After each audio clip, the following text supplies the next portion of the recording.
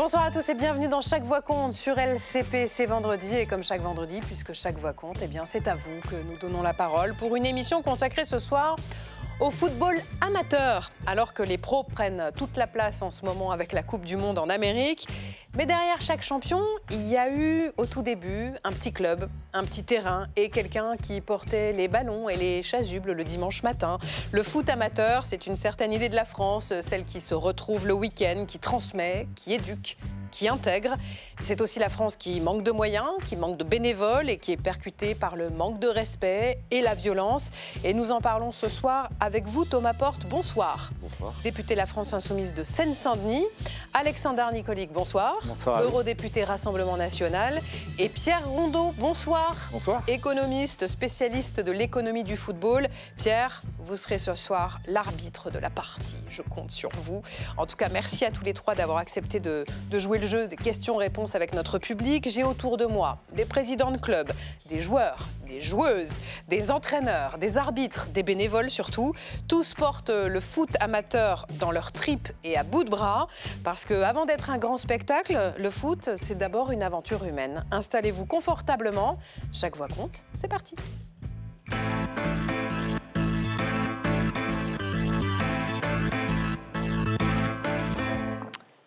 Qu'on se mette bien d'accord, vous avez le droit ce soir de dire que vous n'aimez pas le foot. Mais ne vous en détournez pas. 95% de la population française vit à moins de 3 km d'un terrain. Un jeune sur 3 joue ou a joué au foot dans sa vie. Ce foot-là, c'est pas le foot des loges VIP, ni celui des transferts à 100 millions d'euros. C'est le foot du terrain municipal qu'on rejoint le dimanche matin, même sous la pluie. Le foot du ballon perdu dans les buissons. Le foot des parents qui récupèrent les gamins des autres, le foot des bénévoles qui tracent des lignes à la chaux. Le foot amateur, c'est le premier maillot, le premier but, la première défaite aussi, les premiers copains. C'est pas le foot champagne, c'est le foot sandwich. Et c'est surtout le premier sport collectif en France aujourd'hui. Quelques chiffres d'abord avec Nicolas Fleury.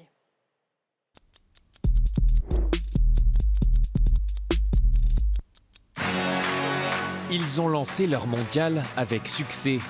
En plus de faire rêver les supporters, les Bleus vont sans doute créer des vocations.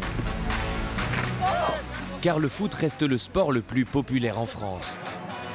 12 000 clubs amateurs qui accueillent plus de 2,3 millions de licenciés, un record, et parmi eux, 10% de joueuses.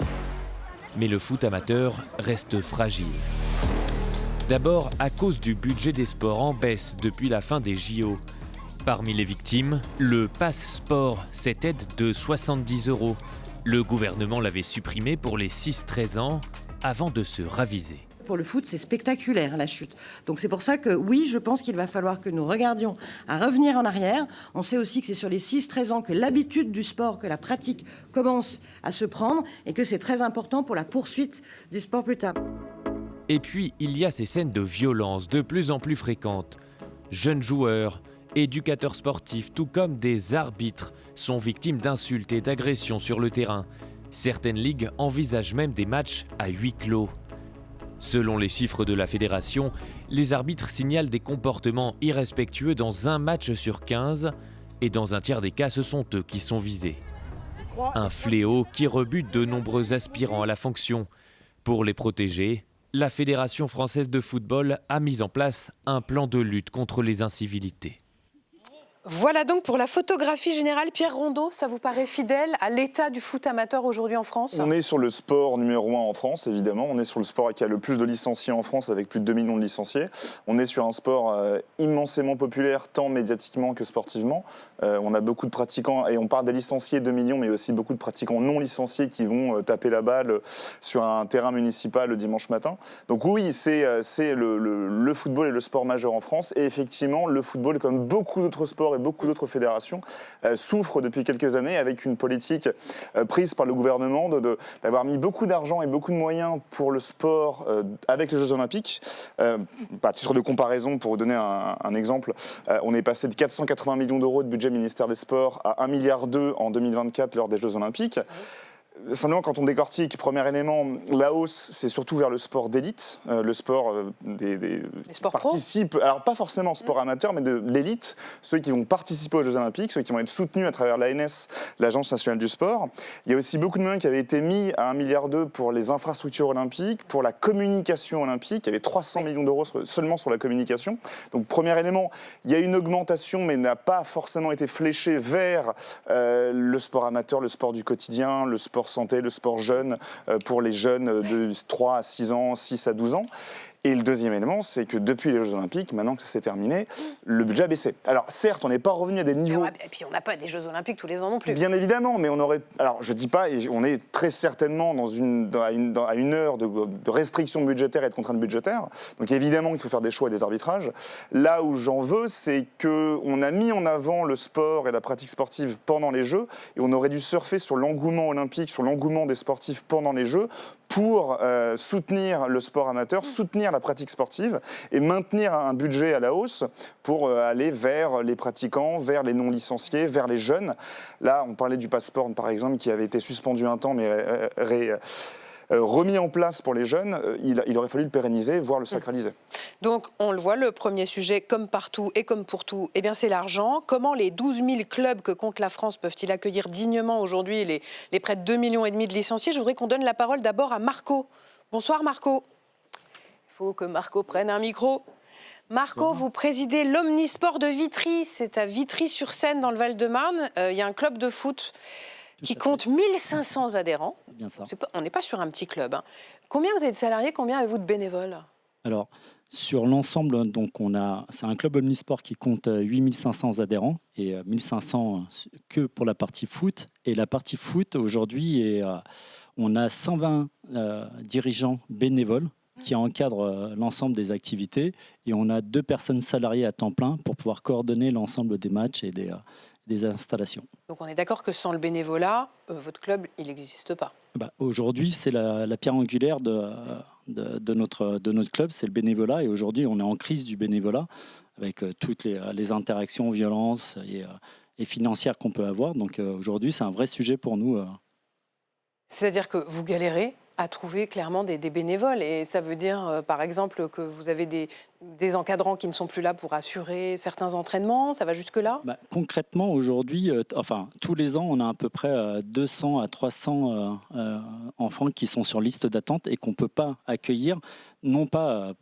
parce qu'on n'a pas les installations, parce qu'on est sur Vitry, on a de la chance, on a beaucoup d'installations et de complexes sportifs, mais on n'a pas les encadrants pour pouvoir animer les séances et les accompagner en match. C'est parce que en fait, le nombre de jeunes qui veulent faire du foot augmente beaucoup plus vite que le nombre de personnes qui veulent s'engager bénévolement dans un club. En fait, l'encadrement, le bénévolat, c'est quand même un sacerdoce. C'est beaucoup de temps, beaucoup de passion, d'énergie et pas beaucoup de reconnaissance, il faut être honnête. Et puis après, quand on est confronté à des actes de violence, ça freine beaucoup de bénévoles aujourd'hui sur ces aspects. Il remonte à quand le début du désengagement des bénévoles? On peut noter un fléchissement depuis le Covid. Le Covid a vraiment eu un impact fort aussi bien chez les adhérents que chez les bénévoles. Et on a un peu de mal à revenir aux mêmes hauteurs et aux mêmes grandeurs et aux mêmes investissements. Et puis après, il y a beaucoup de problématiques qui sont accélérées depuis le Covid. Les actes, les parents qui interviennent au bord des terrains. On va en parler, évidemment. Les incidents sur les matchs, c'est un peu des causes. Et c'est ça, ça rebute les personnes qui voudraient s'engager bénévolement pour encadrer les gamins? Oui, parce que le foot, ça reste quand même une passion, donc un plaisir. Donc quand vous venez pour prendre du plaisir, encadrer des enfants, et puis après vous êtes confronté à des conflits, c'est difficile pour tout le monde. Que vous soyez joueur, puisqu'on oublie aussi que les enfants sont confrontés à cette problématique, dirigeants ou bénévoles. Qu'est-ce qui est le plus difficile aujourd'hui, de trouver de l'argent, trouver des bénévoles? Les deux, mon capitaine. Donc les deux, puisque le sport en France, on le sait, c'est un peu la dernière roue du carrosse. Je veux dire, c'est un peu comme l'art plastique ou la musique à l'école. Quand des coupes budgétaires doivent être réalisées, elles le sont sur le sport.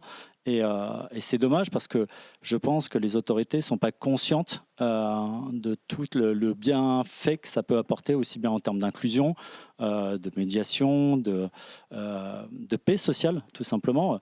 Je pense qu'à Vitry-sur-Seine, on a une organisation un peu atypique où on responsabilise nos jeunes très rapidement dans l'animation, donc on en fait des entraîneurs très rapidement. Et cette responsabilisation fait qu'aujourd'hui, je pense que dans le département, on est peut-être le club où il y a le moins d'actes de violence. Et quand on est à des problèmes sociétaux, où on voit qu'il y a de moins la ville où il y a le moins de problèmes. Voilà. Thomas Porte, est-ce qu'il faut considérer les clubs de foot, le foot amateur, comme un service public à un moment ? On est au moment où la Coupe du Monde vient de se dérouler, vous l'avez dit en introduction, si on a des joueurs comme Désiré Doué ou Kylian Mbappé qui sont aujourd'hui en équipe de France, c'est parce qu'ils sont passés par les cursus du foot amateur, parce qu'on a eu des bénévoles sur le terrain qui les ont encadrés. On parle de 2,3 millions de licenciés, mais l'autre jour, je discutais avec le président de la Fédération française de foot qui expliquait que c'était quasiment 15 millions de citoyens de ce pays qui transitaient par un club de foot, à la fois par le bénévolat, éducateurs et joueurs. Donc c'est véritablement un prisme très important de la société française. Et effectivement, on parle très peu souvent de sport à l'Assemblée nationale. Moi, je suis élu depuis 2022. Déjà, il ne vous a pas échappé qu'on n'a pas pu voter un seul budget. Donc les discussions sur le budget du sport, elles ne sont jamais arrivées. Là, on a une loi sur le sport qui arrive. Mais en vérité, il y a eu des discussions, mais on rappelle au public qu'il y a eu un 49.3. C'est très marginal. Hormis pour les Jeux Olympiques. Moi, je suis quand même élu d'un département, la Seine-Saint-Denis, où on n'a pas assez d'infrastructures, où on n'a pas assez de bénévoles, et pourtant on nous avait vendu les Jeux Olympiques comme quelque chose qui allait essaimer sur le département, permettre à tous les jeunes d'accéder à une infrastructure sportive. 2 ans plus tard, vous ne voyez pas le ruissellement. Le nombre d'équipements sportifs pour 100 000 habitants dans mon département, c'est 16 contre 50 pour 100 000 habitants dans les autres départements français. Donc ça, c'est la réalité du département de Seine-Saint-Denis. Mais la question de l'accès aux infrastructures, elle se pose pour tous les sports. J'étais il y a 2 jours avec le président de la Fédération française de basket qui m'expliquait que l'an dernier, 150 000 jeunes qui voulaient s'inscrire dans un club de basket avaient été refusés, à la fois pour des problèmes de bénévolat, d'infrastructures, parce que l'accès au stade de basket est plus difficile que l'accès au stade de foot. Mais on a un véritable sujet. Aujourd'hui, on a des infrastructures vieillissantes, des budgets du sport qui sont en baisse. Et il faut aujourd'hui prendre en compte cette dimension-là de la société qui permet de régler, de déminer un certain nombre de problèmes. Ça a été dit sur des valeurs et des sujets sociétaux, la question de la lutte contre l'obésité, de l'accès à la santé. Donc le sport est un sujet central de la société qui est aujourd'hui, je crois, pas pris assez en compte par les politiques. Alexander Nikolic. Oui, mais c'était intéressant ce que vous avez évoqué, parce que vous évoquez d'un côté ce qui parmi les arguments pour ce qui freine les bénévoles de s'engager. Vous avez évoqué la violence qui est un problème aujourd'hui dans le foot, même en termes d'image. Et vous parlez de l'argent.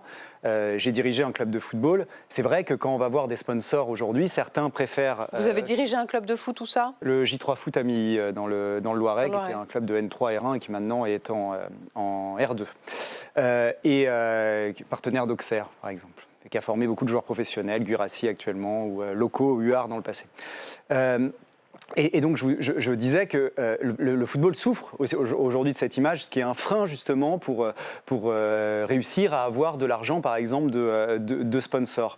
Et moi, ce que je vivais, c'est que très souvent, ils voulaient financer, par exemple, des opérations pour le sport adapté, des opérations pour le sport féminin d'ailleurs, mais sinon le football avait ce problème d'image. Et donc il va falloir qu'on change l'image aujourd'hui du football, parce que vous avez la très très très grande majorité des bénévoles qui sont engagés, des joueurs, des parents de joueurs qui se comportent bien, mais malheureusement pour une minorité, le football pâtit d'une image négative, avec cette pression, même chez les catégories très jeunes, de parents qui vont vouloir imposer aux éducateurs que leur enfant joue parce qu'ils ont de l'espoir que leur enfant fasse carrière plus tard, et parfois avec des menaces, des violences. Moi, je l'ai vécu moi-même, pas personnellement, mais sur mes éducateurs. Et donc, il va falloir que... moi, je suis pour une loi, effectivement, qui va généraliser ce qui est fait aujourd'hui partiellement, parce que ça dépend des districts, des ligues. Je vois qu'il y a un président d'un club du Loiret, M. Texera, en Ligue Centre-Val de Loire, est assez dur en matière de sanctions, mais ce n'est pas le cas partout. Et je pense qu'il faut effectivement une licence à points. Je pense que pour tous les matchs officiels U13 aujourd'hui, il faut une caméra embarquée sur les arbitres pour que les faits soient identifiés et qu'ensuite... J'avais pas prévu qu'on aille aussi vite sur la violence qui gangrène le foot amateur. Monsieur l'a abordé, donc oui, bien sûr. Mais je répondais sur ce point-là. Moi, je voulais d'abord rester sur le modèle du bénévolat. Est-ce qu'aujourd'hui, c'est un modèle qui est tenable ? Sur le bénévolat et par rapport à d'autres sports, on a aussi une autre problématique, sincèrement. Alors, c'est que très souvent, on a des éducateurs aujourd'hui qui ont un engagement qui est à moitié rémunéré. Je ne sais pas si c'est ce que vous vivez. Nous, on était obligés très souvent de donner des franchises de cotisation de sécurité sociale de l'ordre de 154 € par événement. Et ce qui faisait que certains s'engageaient. Mais tous les autres petits clubs qui n'avaient pas cette capacité-là, justement, avaient un problème aujourd'hui pour recruter. Parce que s'engager quand vous êtes retraité, quand vous êtes parent, prendre du temps, recevoir des menaces, ne pas pouvoir avoir l'essence remboursée parce que les clubs souffrent aujourd'hui, eh bien évidemment c'est un frein aujourd'hui à l'engagement bénévole. Et c'est sur tout ça qu'il va falloir avoir une réflexion parce que oui, vous l'avez dit, ça coûte 18 milliards d'euros, vous n'avez pas précisé le chiffre, mais à la sécurité sociale, la sédentarité. Donc inciter les gamins à aller faire du foot, à aller faire du sport, c'est un sujet de santé publique et qui au final peut générer des économies. C'est pour ça que la suppression du passeport était une hérésie totale. Marco, qu'est-ce que vous en dites ? Moi, je rebondis. Alors, je suis d'accord que le football a une image un peu négative en ce moment, en tout cas liée aux violences, mais c'est surtout les médias. Très sincèrement, alors déjà parce que j'ai aussi une casquette omnisport, on retrouve ce phénomène dans tous les sports. Et après, il faut voir aussi le côté positif. Là, on parle de points, de sanctions. Moi, je vois qu'on met beaucoup de choses en place au sein de notre club et on fait beaucoup de prévention. Nous, l'objectif, c'est d'en faire, moi je le dis souvent, puisque je m'occupe aussi de l'école de foot, c'est de faire des vieux footballeurs et pas forcément des professionnels, mais surtout d'en faire aussi des citoyens.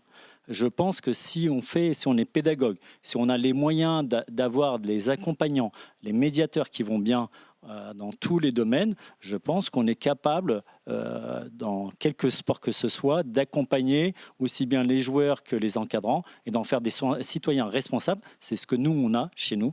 On a beaucoup de responsables et de gens qui s'investissent et du coup, ça limite tous ces actes-là. Alors, moi, tout à l'heure, je parlais d'actes de violence. Très concrètement, dans notre club, on n'est pas confronté directement à ça. C'est-à-dire que nous, on a... Là, vous dites que c'est les médias, mais c'est vous qui êtes allé sur le sujet en premier. Alors, en fait, effectivement, quand je dis les médias, c'est un vrai sujet parce que, ne serait-ce que tout à l'heure, on a rendez-vous avec la Ligue de Paris et Madame Pécresse, justement pour avoir des réflexions autour du football et la violence autour du football. C'est un sujet. C'est un sujet clairement d'actualité, mais mon club, on n'est pas concerné directement par ces actes de violence, ce sont plutôt les autres clubs. Donc on échange entre présidents et les districts et on essaye de mettre en place et on s'aperçoit avec un retour d'expérience individuel ou enfin collectif au niveau de notre club que la responsabilisation et la prévention, c'est plus efficace que la sanction. Voilà, c'est un constat et j'espère pouvoir tout à l'heure, avec Mme Pécresse et M. Sanjak, porter cette voix. Si je peux me permettre, la FFF le fait. Enfin, il y a des opérations de prévention, on colle des pancartes partout sur ce qui doit être fait et malheureusement, on a 12 000 faits problématiques par an. On a 17 arbitres qui sont agressés par semaine. Alors précisément, le chiffre de 12 000, il correspond au nombre de matchs dans lesquels il y a eu un incident la saison dernière. On a 17 arbitres par semaine qui sont agressés physiquement, par exemple. Donc, évidemment qu'il y a peut-être que considérer que c'est mal que les médias en parlent, mais c'est une anomalie totale. On ne devrait jamais avoir peur pour ces gamins, avoir peur quand un jeune est arbitre qui se fasse menacer. Et il faut qu'il y ait, pour les contestations, pour ensuite les menaces, systématiquement une sanction. C'est pour ça que le carton blanc et la sortie de 10 minutes par rapport aux contestations est une initiative qui est excellente de la part de la FFF. Je voulais passer la parole à Kofi, mais je vais plutôt passer la parole d'abord à Aymen. Parce que Aymen est arbitre. Et vous êtes même connu sous le pseudo arbitre de TikTok sur les réseaux sociaux. C'est ça. Parce que vous avez choisi de montrer votre quotidien d'arbitre de foot amateur. Alors, on va regarder parce que ça donne ça. Dans la peau d'un arbitre amateur. Numéro 10, vous faites exprès. C'est volontaire ce que vous faites. Bah voilà. Du coup, vous plaignez pas si vous prenez un carton blanc. Ça ne sert à rien. Vous avez... Il m'a tenu au début et vous avez vu la fin. Oui. C'est pas tenir. Non mais peut-être tenir, je sais pas. Mais en tout cas, j'ai bien vu cette faute-là. D'accord. On n'est pas au grec, on m'appelle pas chef, ok? Ici, c'est monsieur l'arbitre. Très belle moustache au passage, on dirait Adil Rami. Merci. les gars, numéro 4. Les gars, c'est 15 millions, je vais... numéro 4, numéro 4, écoutez-moi s'il vous plaît. Situation de blessure Numéro de 5. joueur. Besoin de soin? Le genou. Tu m'offres quoi? Des bourrecs. Si j'annule le but. C'est ça, une bonne chaleur. Bon, vous avez compris, c'est pas chef, c'est monsieur l'arbitre qu'il faut l'appeler Aymen, hein, d'accord? Alors d'abord Aymen, pour les non-initiés, c'est quoi un carton blanc? Alors un carton blanc, en tout cas dans notre district du Val-de-Marne, c'est 10 minutes dehors, ça remplace le carton jaune et ça permet aux jeunes, pas pour les seniors, simplement pour les jeunes, de sortir 10 minutes et de comprendre qu'est-ce qu'ils ont fait à ce moment-là et de revenir sur le terrain avec un bon comportement. Ils reviennent calmés après les 10 minutes d'exclusion? C'est ça. Ça marche bien? Ça marche très très bien, je trouve. C'est une bonne initiative et pourquoi pas le mettre aussi dans le monde senior où, entre guillemets, la violence verbale ou les énervements ou les contestations sont plus présentes. Pourquoi est-ce que vous avez choisi de montrer tout ça? Ça part d'une petite idée que j'avais en tête, c'était que l'arbitrage, quand j'avais commencé il y a 7-8 ans, en 2018, personne ne connaissait, personne ne voulait devenir arbitre. Donc je me suis dit, pourquoi pas montrer mon quotidien d'arbitre, comme ça peut-être pour inciter aux jeunes de devenir arbitre. S'ils n'aiment pas le football ou s'ils n'aiment pas être joueur de foot, pourquoi pas leur donner une seconde chance dans ce domaine-là qui est le football. Être arbitre, je trouve que c'est avoir des responsabilités, savoir gérer tout un match. Donc je me suis lancé dans ça et je voulais montrer ça sur les réseaux sociaux et ça marche bien pour l'instant. Combien de fois est-ce que vous avez été insulté sur un terrain? Ça va, j'ai de la chance. J'ai pas eu de violence physique dans ma carrière, ou bien j'ai eu quelques violences verbales issues des supporters généralement. Ouais. Généralement, comme vous avez vu, je suis un peu un arbitre peut-être qui est proche des joueurs, où je peux faire des blagues ou quoi que ce soit, mais toujours avec de la pédagogie, du calme et du respect, parce que c'est important, le respect, ça va toujours dans les deux sens. Généralement, quand on est calme, on est respectueux avec les joueurs, en retour, ça se passe généralement bien. Donc, j'essaye de promouvoir ça. Mais vous dites que vous, la violence que vous observez, elle n'est pas sur le terrain, elle est dans les tribunes, en fait. C'est ça, en réalité, ça vient souvent des supporters. Pour ma part, je parle pour ma part, mais je sais qu'il y a beaucoup des collègues à moi qui ont été victimes de violences physiques ou verbales sur les terrains. Mais pour ma part, j'ai eu beaucoup de violence, entre guillemets, des supporters. Ça peut influencer un match. Comme on a pu voir sur les vidéos, il y a des extraits de matchs officiels et des extraits de matchs de tournois de quartier, de cannes de quartier, là où j'arbitrais un joueur sénégalais qui m'appelait chef et je lui disais que... C'est pas chef. C'est monsieur l'arbitre, du coup. C'est monsieur l'arbitre. C'est ça. Et ça, c'était un match de quartier, une canne des quartiers, et on essaye de mettre en place une pédagogie avec eux. Donc les violences viennent exactement à peu près des supporters. Ça peut avoir un engouement et un impact direct sur les acteurs du terrain. Et autour de vous, vous avez beaucoup d'arbitres qui décident de raccrocher les crampons parce que justement cette violence les dépasse et ils en ont ras-le-bol? Personnellement, j'en connais pas, mais je sais, j'ai eu écho comme quoi il y a eu un arbitre qui a arrêté totalement parce qu'il a été victime d'agression physique sur un terrain. Donc on essaye de travailler avec le district et les ligues de Paris, les autres ligues de la France, d'essayer en fait, c'est banaliser ce genre de comportement. Donc on essaye d'avoir des sanctions plus dures. Donc j'ai pu voir qu'un joueur avait pris 20 ans, il me semble, de non-licenciement de football parce qu'il avait... il n'a plus le droit d'être licencié dans un club pendant 20 ans. Pendant 20 ans. Donc ça là, il avait fait quand même une grosse bêtise. Ouais, en gros, c'était une violence physique sur un arbitre et ça a permis de montrer le ton aux autres joueurs qui auraient essayé de frapper un arbitre ou quoi que ce soit, quoi. On va donner la parole à Fabien. Fabien, vous êtes manager général du club de foot de l'Avant-Garde. C'est à Boigny-sur-Bionne, dans le Loiret. Merci d'être là, Fabien. C'est ça, bonjour. Vous avez tenu à être avec nous ce soir pour nous parler des parents au bord du terrain. Des parents qui sont de plus en plus agressifs, c'est ça? Alors, avant d'aller jusqu'à la violence, finalement, nous, la problématique qu'on a pu constater, c'est des parents qui sont surprésents ou omniprésents et un peu trop impliqués dans le volet sportif de leurs enfants. Et on constatait ça surtout sur les petits, sur des tournois, des plateaux, en l'occurrence. Ça nous a posé souci. Et puis, un jour, j'ai annoncé à mon assemblée générale que j'allais organiser un tournoi sans parents. Ah oui, carrément. Voilà. Pour ouvrir les débats, faire une expérimentation, voir comment se comportent les jeunes, les éducateurs et puis les arbitres aussi. Et alors ? Dans un climat plus serein. Ben, ça s'est très bien passé, si ce n'est qu'il y a quelques parents qui ont quand même voulu insister pour rentrer parce qu'ils voulaient absolument suivre leurs enfants sur le tournoi, alors qu'on avait prévu tout le monde. Attention, on ne leur a pas dit à l'entrée de la grille, vous ne rentrez pas. Les équipes qui étaient invitées étaient d'accord pour ce projet. Et en l'occurrence, on s'est bien rendu compte que le climat était plus apaisé, que ce soit pour les jeunes comme pour les éducateurs. Et les arbitres se sont rendus compte qu'ils étaient moins bousculés aussi, moralement. Ah oui, c'est-à-dire que la violence, elle vient des tribunes où il y a des parents qui encouragent leur enfant et qui critiquent l'arbitre qui éventuellement ne va pas siffler une faute sur le petit ou qui va refuser un but du petit. C'est ça.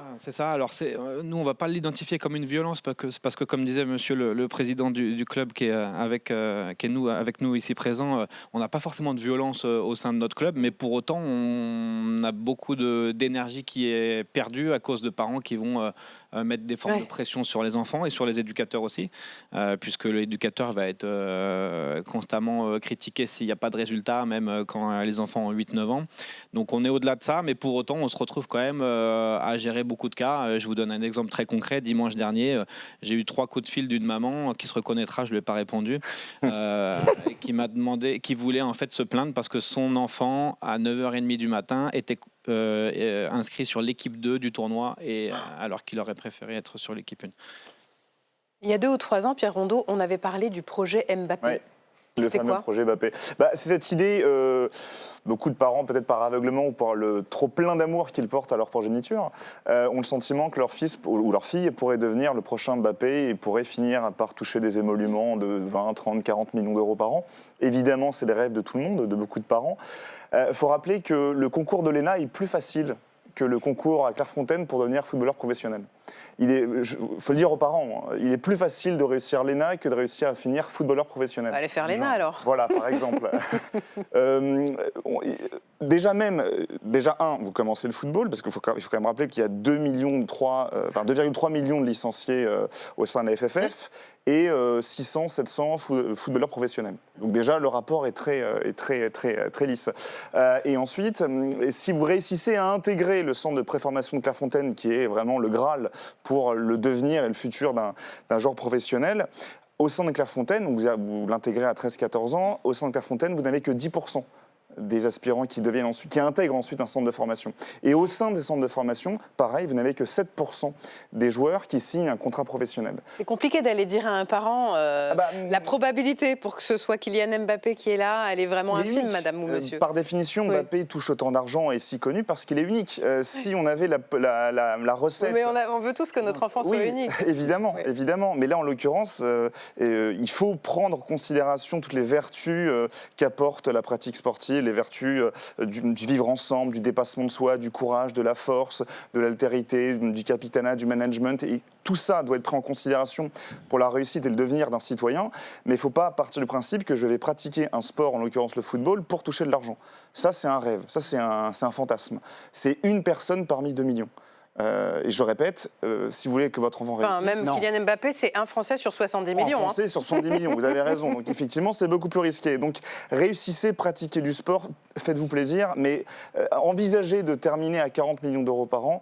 Je vous le souhaite si vous en êtes capable, mais c'est extrêmement rare. C'est très révélateur de notre société, au fond, Thomas Porte. Oui, parce que c'est aussi vu dans la situation sociale du pays comme un vecteur d'ascenseur social. Le sport et notamment le fait de pouvoir, au travers de ses enfants, voir sa fille ou son fils devenir sportif professionnel. Et effectivement, je crois qu'il y a un dialogue et je crois qu'il y a un devoir de vérité vis-à-vis des parents. Effectivement, je pense que le devoir de clarté, c'est de dire, c'est pas parce que votre enfant va être inscrit au club de foot que demain, il va être footballeur professionnel et qu'il va gagner des milliards d'euros. Mais je veux revenir sur ce qui a été dit sur l'arbitrage, parce que moi, je suis issu d'un autre sport. J'ai fait beaucoup de rugby quand j'étais plus jeune et le rapport à l'arbitre n'était pas le même qu'au foot, par exemple. Et notamment sur les terrains de foot professionnels. Quand vous regardez les matchs des différents championnats européens le week-end, vous voyez qu'à chaque décision de l'arbitre, il y a des joueurs qui vont parler à l'arbitre, il y a des contestations. Et moi, je me souviens que quand j'étais gamin à l'école de rugby, la première chose qu'on nous apprenait, c'est quand l'arbitre prenait une décision, on n'avait rien à dire et qu'en gros, l'arbitre fait partie du jeu. S'il n'est pas là, on ne peut pas jouer. Et donc, je pense qu'il y a aussi un devoir d'exemplarité des sportifs professionnels, des footballeurs qu'on voit à la télé et dont tous les gamines et les gamins se lèvent le matin parce qu'ils veulent leur ressembler. Si le dimanche, vous voyez une décision de l'arbitre, un carton jaune ou rouge contesté, des gens qui entourent l'arbitre qui parlent pendant des minutes, évidemment que les comportements vont se reproduire sur le bord du terrain. Donc je crois qu'il y a aussi une forme d'exemplarité, de sensibilisation des joueurs professionnels à dire que vous êtes aujourd'hui regardé par des millions de personnes dans le pays, vous êtes un exemple et vous ne pouvez pas avoir ce type de comportement sur le terrain qui derrière auront des conséquences et des déflagrations sur des centaines et des centaines d'arbitres qui, eux, n'ont pas la protection des organisations internationales. Parce que l'arbitre professionnel, quand il sort du stade, il est évacué de manière tranquille et il n'a pas des gens qui le poursuivent à la sortie du stade. Il n'y a pas des gens qui vont l'attendre à la sortie pour demander des explications. Il va vivre sa vie d'arbitre professionnel avec les insultes condamnables sur les réseaux sociaux, mais pas au contact physique, ce que les arbitres de proximité subissent, malheureusement.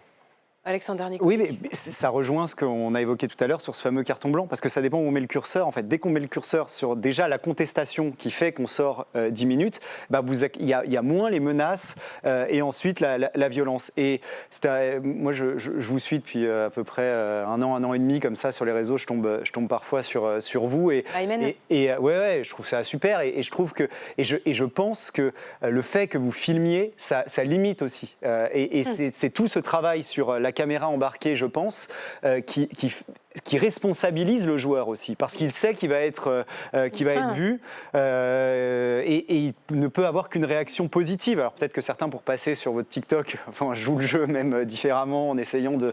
Vous pensez que votre caméra et votre micro, ils ont modifié votre rapport aux joueurs et la façon dont ils se comportent à votre égard? Regardez, vous avez un micro à gauche. Ils savent qu'ils sont filmés avant de rentrer sur le terrain? Généralement, oui. Vous les prévenez? Je les préviens en amont aux deux capitaines, généralement, que le match sera filmé. Et oui, ça peut dissuader. Je sais qu'il me semble que c'est dans un département qu'ils ont déjà fait l'expérience. Oui, c'est pour ça, c'est déjà essayé en fait. Il y a des districts qui le font et c'est pour ça que moi je pense, c'est ce que j'évoquais en introduction, je pense que ça doit être généralisé. Aujourd'hui, ça coûte nettement moins cher qu'avant d'avoir de petites caméras embarquées. Et si ça peut permettre de rassurer beaucoup de jeunes qui, pour accéder justement à cet engagement d'arbitre, parce que la FFF met en place des mesures. Vous savez, les clubs ne peuvent pas monter s'ils n'ont pas un certain nombre d'arbitres. Il y a déjà beaucoup d'initiatives qui sont mises en place pour essayer d'inciter à aller vers l'arbitrage dans chaque club. Je pense que vous le faites, monsieur, et vous le faites tous les deux. Je pense vous essayez que les plus jeunes s'engagent dans l'arbitrage, par exemple. Mais pour qu'il n'y ait plus cette crainte-là, il faut aujourd'hui qu'on dispose de moyens technologiques et qu'on les mette en pratique pour que ce soit utile, je pense. Oui. Ça vous a coûté cher, Aymen, de vous équiper? C'est vous qui vous êtes payé votre caméra et votre micro? Oui, c'est moi-même, comme je suis sur les réseaux sociaux, j'ai investi moi-même, il me semble que c'était 400 € sur cette caméra-là. Et c'est quand même un budget pour une personne lambda. Et donc, je pense que c'est un travail à faire avec les districts, les ligues. Et peut-être financé par eux, ça pourrait être une bonne idée. Je pense que ça va être fait. Et j'aimerais souligner quelque chose qui était très important. Vous avez dit que, en gros, sur les terrains professionnels, l'exemplarité n'est pas conforme à ce qu'on veut, parce que je sais que les éducateurs au sein des clubs amateurs, le premier mot d'ordre, c'est de ne pas parler avec l'arbitre dès le plus jeune âge. Mais je pense qu'à force de regarder le football professionnel, on voit quand il y a eu justement à la CAN, sur la finale de la CAN, il y a eu une situation très litigieuse. Ils sont sortis, les Sénégalais. Donc ça, c'est des petites images qu'on montre aux enfants et qui vont reproduire ça dans leur petit club. Donc je pense que si les joueurs professionnels montrent une exemplarité sur les terrains, ça va refléter automatiquement sur le football amateur, quoi. Tiens, vous allez pouvoir passer. C'est pour ça que c'est bien qu'ils aient donné peut-être raison au Maroc, parce que ça prouve qu'il ne faut pas sortir du terrain. Quoi. Ah non, on ne va pas refaire la finale de la Coupe d'Afrique des Nations, si vous voulez. Je sais pas. Excusez-moi. J'aimerais intervenir sur votre proposition de donner en fait une caméra pour chaque arbitre. Je suis également arbitre, moi, depuis à peu près 10 ans. Et je trouve que ce n'est pas véritablement une solution qui est pertinente, parce qu'on le sait très bien, ça a un coût. On est sur on vient de le dire. Restrictions budgétaires, etc. Je ne parlais pas pour les gens, je disais que ça doit être fourni par les... Exactement, mais je ne trouve pas que on devrait en arriver là, que chaque arbitre devrait mettre une caméra pour assurer sa sécurité. On est d'accord que c'est dramatique d'en arriver là, de se dire pour assurer la sécurité de la partie et la sérénité du match, il faut que l'arbitre soit équipé. Mais s'il faut en arriver là pour que le foot s'apaise... La véritable solution, moi je trouve, c'est dans la pédagogie et surtout dans la formation des jeunes adultes et des petits footballeurs. Si on arrive...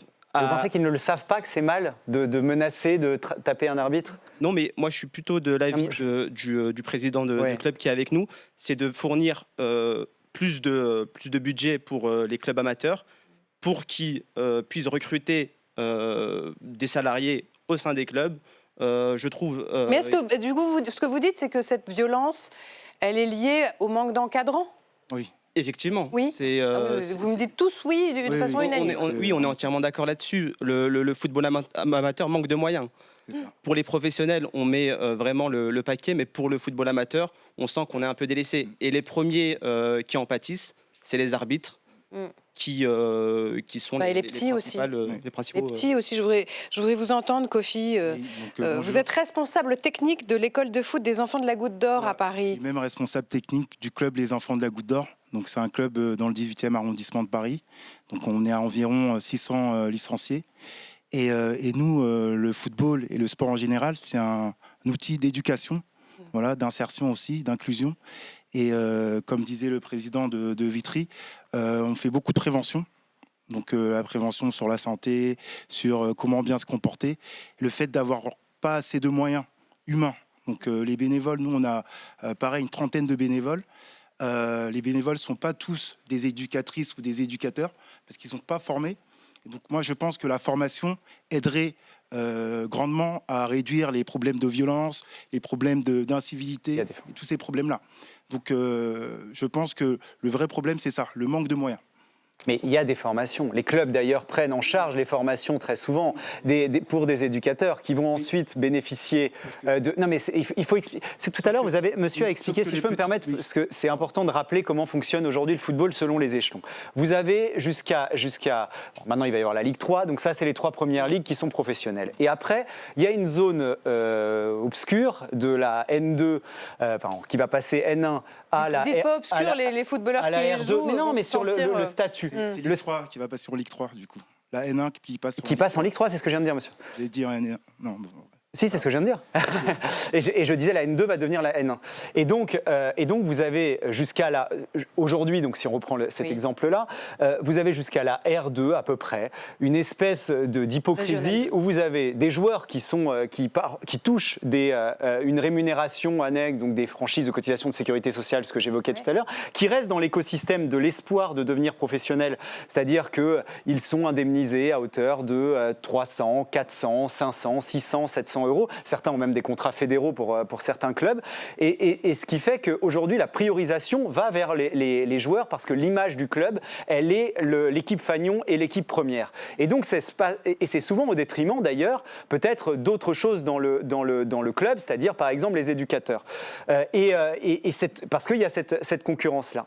Et donc, si vous voulez qu'il y ait plus de moyens, effectivement, oui, pour les éducateurs, il faut que les clubs se disent la priorité, ça doit être justement ça. Et donc, parce que s'ils sont en capacité de payer des joueurs, ils doivent être en capacité de payer des éducateurs. Kofi, oui, donc là, vous parlez des clubs jusqu'à la R2. Oui, jusqu'en R2. Nous, on ne parle pas de ces clubs-là. Nous, on est des clubs amateurs qui évoluent en district, en départemental, au niveau départemental. Donc, on n'a pas ces moyens-là. Bien sûr, donc, les moyens qu'on demande, c'est avoir des moyens pour pouvoir prendre des éducateurs et des éducatrices, pour pouvoir les former Et ça, les budgets diminuent d'année en année. C'est ça le problème. Et donc, nous, on doit payer les installations, les licences. On paye aussi les déplacements en match.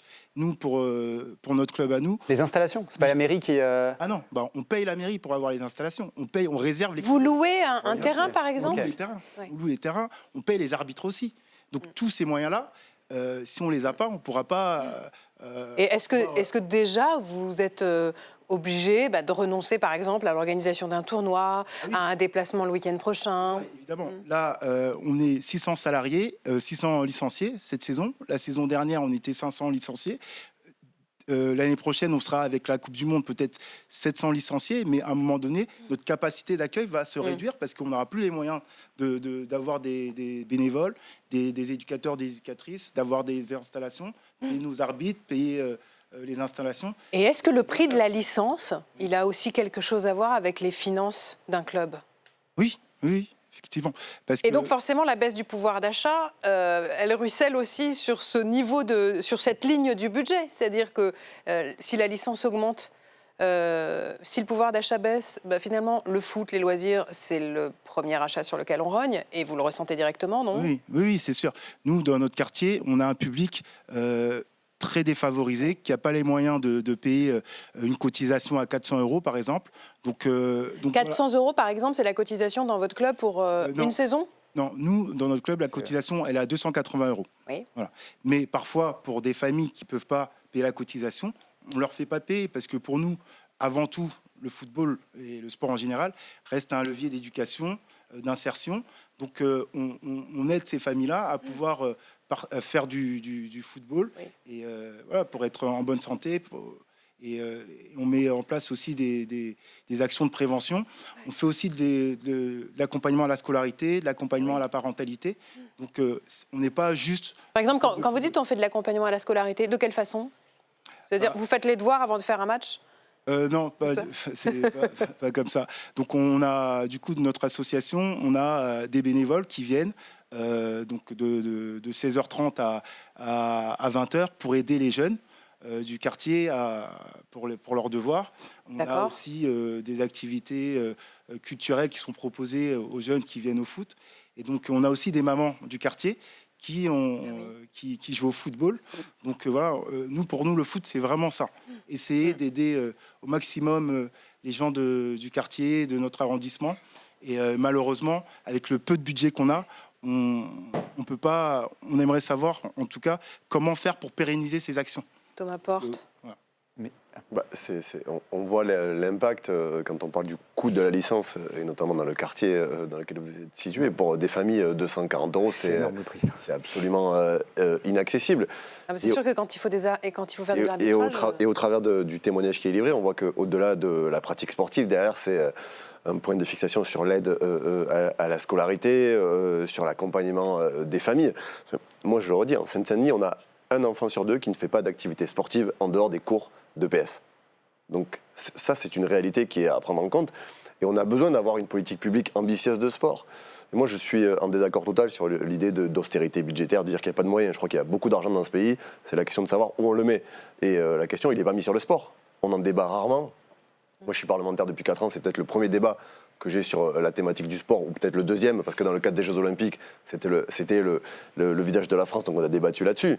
Mais on ne débat jamais du sport amateur, on ne débat jamais de loi dans Regardez, on y consacre 1 heure ce soir. Mais je vous en remercie, c'est très important, mais c'est un sujet qui touche quasiment l'intégralité des citoyens de ce pays, que vous soyez joueur, bénévole. Enfin, moi, je me souviens quand j'étais petit, c'était ma maman et d'autres, et des parents qui aidaient à faire les sandwichs, qui amenaient au stade, qui récupéraient les gamins après les matchs pour les ramener au domicile des uns et des autres. Donc cet écosystème, évidemment qu'il y aura toujours du bénévolat parce qu'il y a des gens qui ont des situations qui leur permettent d'être là sur leur temps libre parce qu'ils ont les moyens. Mais ça ne peut pas reposer que sur du bénévolat en permanence. Il y a la question du statut des éducateurs, il y a la question de dégager des ressources pour former des éducatrices et des éducateurs. Donc tout ça, ça pose la question de quelle politique publique du sport on veut dans ce pays. Aujourd'hui, on n'a jamais de débat là-dessus, mais quand on a des clubs sportifs qui sont engagés dans des territoires, on voit d'ailleurs les exemples qui sont livrés, la question du niveau de violence baisse, la question de certaines problématiques sont évacuées avant parce qu'il y a des discussions, on reconnaît les éducatrices et les éducateurs, on discute avant de sujets qui traversent la société, et finalement le club de sport, il pallie un peu des fois aux défaillances de l'État aussi, il faut assumer les choses. Quand vous avez des aides aux devoirs, c'est parce qu'on pallie au fait que l'éducation nationale ne soit plus forcément à la hauteur, parce qu'elle n'a pas les moyens non plus. Donc il faut donner les moyens à ces bénévoles-là sans qui, je le redis, tout le monde a les yeux rivés sur ce qui se passe à la Coupe du Monde, mais si on n'a pas un service public du sport de qualité avec des éducatrices, des éducateurs, des clubs qui détectent, qui forment, qui encadrent, il n'y aura plus d'équipe de France de foot performative. Donc il faut aussi mettre ça en perspective, ne pas regarder que le haut du spectre. Évidemment, quand on aime le sport, on regarde ces matchs-là et c'est important de le faire. Mais il y a aussi une réalité, c'est que sans les gens qui sont ce soir sur notre plateau, le sport professionnel n'existe pas dans ce pays. Bon. Je voudrais qu'on pense aux mamans. Ça fait 2-3 fois que vous en parlez. Les mamans qui emmènent les gamins aux entraînements et aux tournois le week-end. Bon, il y a les papas aussi. Mais les mamans, elles connaissent pas forcément la règle du hors-jeu. Elles déposent les enfants et elles s'en vont. Ou elles regardent quand même le match depuis les tribunes. Et puis parfois, quand même, elles chaussent les crampons. En Seine-Saint-Denis, une équipe de mamans footballeuses a vu le jour il y a quelques mois. Elles s'entraînent à Bondy, la ville qui a vu grandir Kylian Mbappé. Elles n'ont pas l'intention d'imiter Kylian. C'est les enfants qui font les supporters. Voilà, c'est la pause fraîcheur dans Chaque Voix compte avec Alicia Rogue et Eva Billon, reportage sur le terrain. Le L, le W, le W, le K, le WK. Un cri fédérateur. Ce jour-là, les mamans footballeuses des pavillons sous bois affrontent celles de Clichy-sous-Bois. Un match amical et un moyen de se dépasser après une dure journée. Ça me fait plus que du bien parce que là je sors du travail à 17h, donc après on fonce récupérer les enfants parce qu'ils nous supportent aussi. Donc là je me défoule un petit peu. Je faisais du foot avant, ça faisait 10 ans que j'avais arrêté et c'était l'occasion de reprendre en fait. Retrouver du temps pour soi, bouger, sortir du quotidien. Ici, une fois par semaine, les rôles s'inversent. Sur le terrain, ce sont les mamans qui sont les stars. Sur la touche, leurs premiers supporters, leurs enfants. Ça fait plaisir de voir les mamans jouer comme ça, c'est bien. J'observe ses capacités, ça me fait plaisir. Au début, elle ne savait pas vraiment bien jouer au foot. Maintenant, je pense qu'elle s'est améliorée au maximum. Pour eux, hors de question de louper un match. Que c'est pas... Voilà. Alors, regardez comment elle brille. Parce qu'elle, quand j'étais petit, qu'il fasse froid, qu'il pleuvait, qu'il fasse chaud, elle était toujours là. Donc je me dois d'être là aujourd'hui. Sa mère, c'est elle, Diadou. La forme. Présidente de l'association créée en 2020. Son défi, offrir une activité physique adaptée.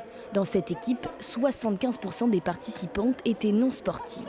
Quand on est maman, on est tellement happé par la quotidienneté, c'est-à-dire le sport de tous les enfants, entre l'athlétisme, le foot, l'aide aux devoirs et tout ce qui s'ensuit, les courses. On a la tête un peu partout et c'est vrai que là, c'est un moment que pour nous. C'est un moment où on pense à rien, le portable il est déposé. Une fois le coup de sifflet final donné, direction les vestiaires.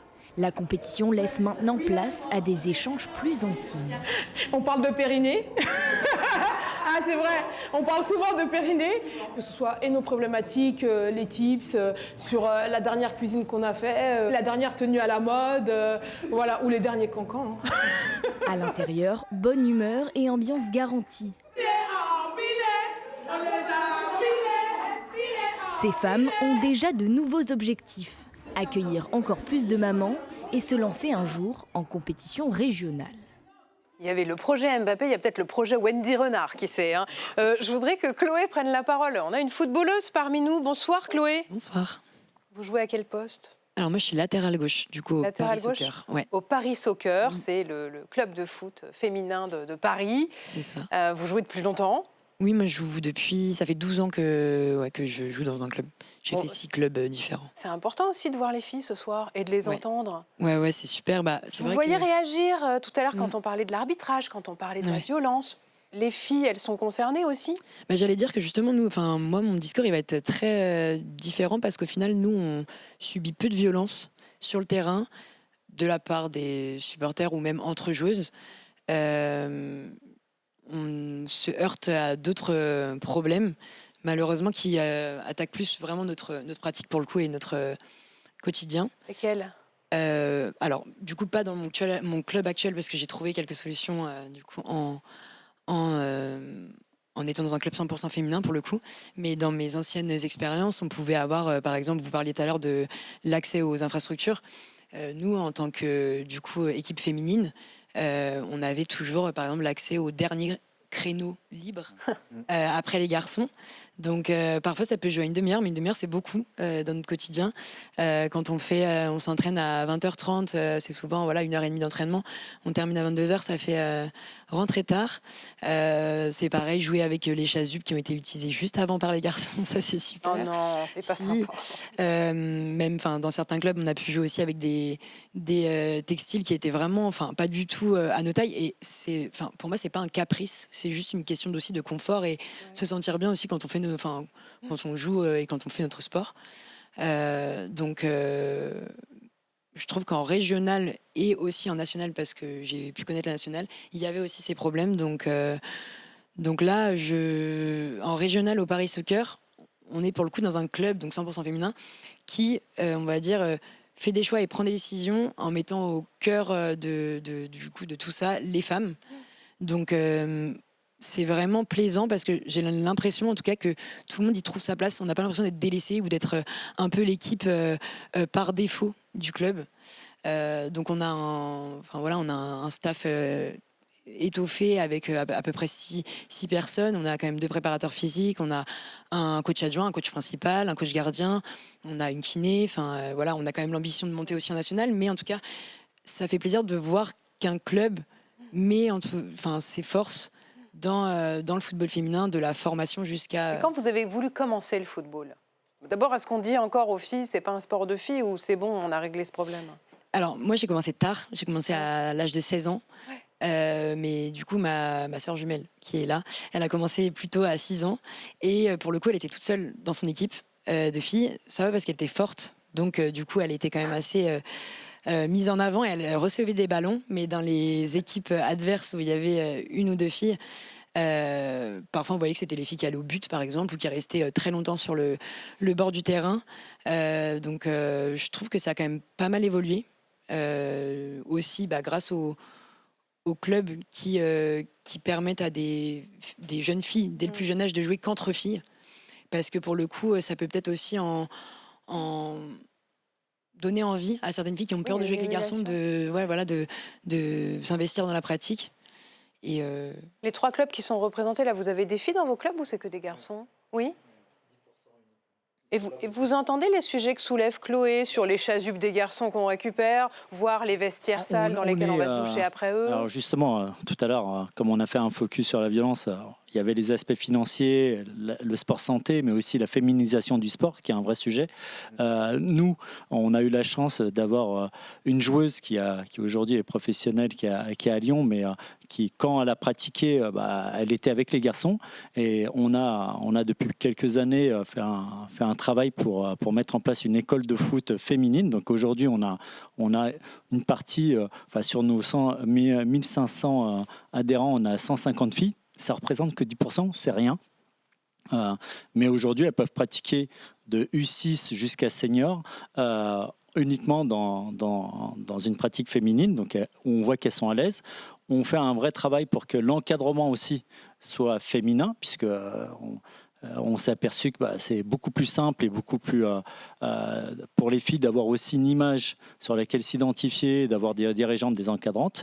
Et donc là aujourd'hui, par exemple, à Vitry, on a un projet avec une école où on va un peu dans toutes les écoles primaires un peu porter la bonne parole pour féminiser ce sport, puisqu'aujourd'hui encore, dans l'esprit, dans la mentalité de nos sociétés, le foot, c'est un sport de garçons, ce qui est complètement faux. Nos joueuses sont beaucoup plus pertinentes et intelligentes. D'ailleurs, nous, à Vitry, nos 2 meilleurs résultats cette saison, ce sont nos U18 et nos U15 féminines qui montent en régional, alors que les garçons, alors ils ont fait plein d'efforts, mais... Et ça chambre un peu, du coup? Oui, et puis voilà, donc voilà, il y a une vraie attention portée sur les filles. On voit que c'est quand même... On voit que dans la société, faire du foot quand vous êtes une fille, c'est pas encore rentrer dans les mœurs. Voilà, et c'est une problématique. Donc effectivement, nous, on fait ce travail-là. Après, je voulais juste rebondir, parce que nous, sur Coffee, ce que disait, vous voyez, nous, on n'a pas du tout... on est 2 clubs, on a un peu les mêmes valeurs, mais Nous, notre cotisation, elle est à 180 €. Elle est à 180 €. Pourquoi ? Parce qu'on a de la chance d'être soutenu par la mairie de Vitry qui nous met, en plus des subventions, des installations à titre gratuit. Nous, comme aux autres clubs de Vitry-sur-Seine. Donc on a de la chance, mais vous voyez, on n'est pas logé à la même enseigne et en fait, on ne peut pas pérenniser. Donc il faut vraiment que ça devienne au niveau des gouvernements, Mais est-ce qu'on a envie que ce soit centralisé à Paris, tout ça ? Est-ce qu'il faut que ça reste du ressort des collectivités locales ? Alors oui, ça crée des inégalités parce qu'on le voit, Kofi, il va payer le loyer du terrain pour le week-end prochain et pas Marco. Non, mais la question à quel échelon ça doit être ? La question du service public, elle n'empêche pas une décentralisation derrière. On peut avoir un service public national du sport. Si c'est au bon vouloir de la mairie, ça crée des inégalités. Effectivement, il y a une question, puisque selon la couleur de la majorité ou selon l'appartenance politique, on peut avoir du jour au lendemain, la veille d'une élection au lendemain, le coût d'une salle qui change. Donc ça, est-ce qu'il faut réfléchir à l'échelon national de savoir qu'on met à disposition des salles ou pas ? Je pense que ça se réfléchit. Moi, je n'ai pas de réponse magique ici, mais je crois que la question de l'accès aux infrastructures, par contre, ça, c'est une réponse nationale. Et peut-être qu'une des réponses, c'est d'avoir plus d'infrastructures, de les entretenir, de les rénover, pas simplement celles qui sont le bijou visible du territoire national, mais de permettre qu'il y ait plus d'infrastructures, parce que ça résoudra à la fois le problème de créneaux, qui fait que les filles, on les fait jouer en dernière, qu'on refuse des licenciés parce qu'on n'a plus de créneaux disponibles sur un terrain de foot. Donc je pense qu'il faut avoir une politique à minima au niveau des infrastructures, qui là est une politique nationale. Alexandre. Mais oui, et c'est un sujet de politique nationale. Vous savez, on a tendance aujourd'hui à avoir comme politique sportive uniquement des réactions de tweets. Alors c'est vrai, il y avait eu des moyens qui avaient été mis pendant les JO, il y avait ces 357 sportifs qui ont pu vivre de leur sport. C'était une première pour les JO de 2024 et les JO de 2026 et les JO d'hiver. Il y avait tout un projet financier par rapport à ça. D'ailleurs, ça a marché, on peut le constater aujourd'hui. Mais dans les années 60, par exemple, vous aviez eu un énorme plan Herzog qui avait donné la Almegro, qui est devenue l'INSEP, un gymnase à côté de chaque collège, chaque lycée. Il y a eu une vision aujourd'hui qui nous profite encore aujourd'hui. Et donc c'est très important, je pense, qu'on arrête de mettre de côté le sport comme si ce serait un domaine qui ne serait pas politique, parce que c'est un domaine qui concerne beaucoup plus de Français que d'autres sujets qui sont au cœur de l'actualité. Donc moi, je trouverais assez sain, évidemment, qu'on ait des débats, on va être peut-être en désaccord ou peut-être en accord sur d'autres points avec d'autres mouvements, mais qu'il y ait des débats sur ça, parce que ça concerne beaucoup de gens. Donc savoir quels moyens vont être mis en termes de politique sportive, quelles orientations on va choisir, et qu'il y ait des lois qui passent également sur du national. Je l'ai évoqué tout à l'heure, par exemple, sur une uniformisation, par exemple, des sanctions qui peut y avoir. Sur ce qui était évoqué là, par contre, sur le fait de fournir les infrastructures. Moi, je ne suis pas sûr que ce soit la couleur politique qui compte. En réalité, c'est souvent est-ce qu'il y a beaucoup d'infrastructures ou pas dans la ville. Et donc, si vous êtes en concurrence avec un autre sport, et s'il y a plus de licenciés, forcément, il y a moins de créneaux. Et donc, sait qu'a priori, à Paris, les terrains de foot et donc, il y a cette limite-là. Mais c'est pour ça qu'aujourd'hui, il faut, je pense, un grand plan par rapport à ça. Je crois beaucoup au synthétique, par exemple, parce que vous pouvez jouer l'hiver. Ça fait mal aux genoux. Mais oui, mais honnêtement, ça permet de jouer l'hiver. Ça permet de jouer l'hiver. C'est relatif parce que ça fait moins mal que les vieux synthés d'avant quand même. Et c'est d'ailleurs souvent plus agréable, moi je trouve, pour jouer, même si certains disent qu'il y a plus de blessures. Il n'y a pas d'études qui le confirment à 100%. Non, mais moi je suis un vieux, moi je suis habitué au gazon. Mais je comprends l'idée que le synthétique, effectivement, c'est moins coûteux en termes d'entretien. Mais pas besoin d'avoir des services permanents qui vont... des jardiniers, des complexe sur le synthétique. Mais non, mais sur le budget, après, évidemment que ce soit national ou local, directement de la part des collectivités, évidemment qu'il y a une question là-dessus. Et évidemment qu'il faut se poser des questions sur quel financement du sport on veut, parce que ça a été rappelé, ça a été dit, effectivement, on avait mis un très grand plan et un projet de construction d'infrastructures dans les années 60. C'était après les Jeux Olympiques de Rome en 60 où la France avait littéralement floppé au tableau des médailles en terminant 25e. Et la volonté de l'époque du général de Gaulle était de faire en sorte que la France devienne pleinement une nation sportive, à la fois par la formation, la détection et la performance. Et on a eu des résultantes aujourd'hui avec l'INSEP et avec l'excellence française qu'on a et qu'on a dans beaucoup de sports, et beaucoup de sports collectifs notamment.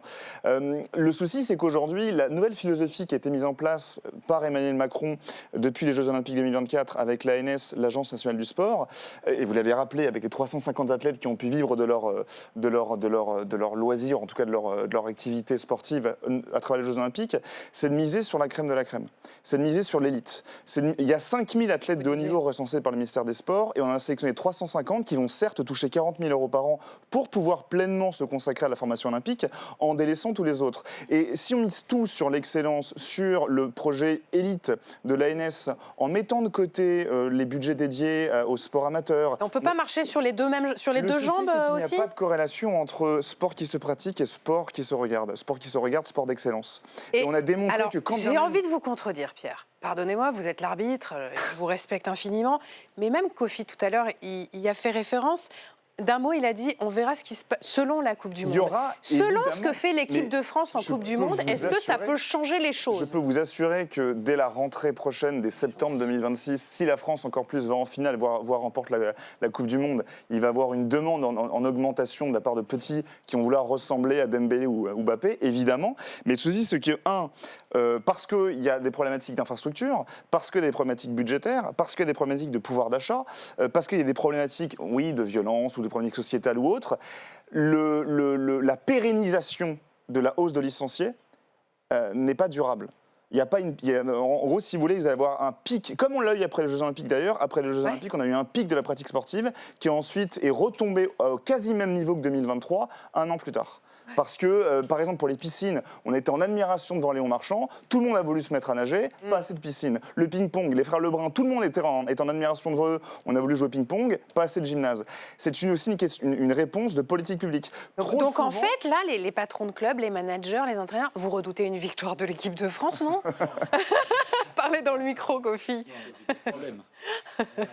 Oui, on sait Comment on va répondre à l'explosion des demandes d'adhésion en club à la rentrée si la France est en finale, voire en troisième étoile ? Oui, nous on sait que de toute façon notre capacité d'accueil sera très limitée parce que voilà, on n'a pas le budget pour accueillir.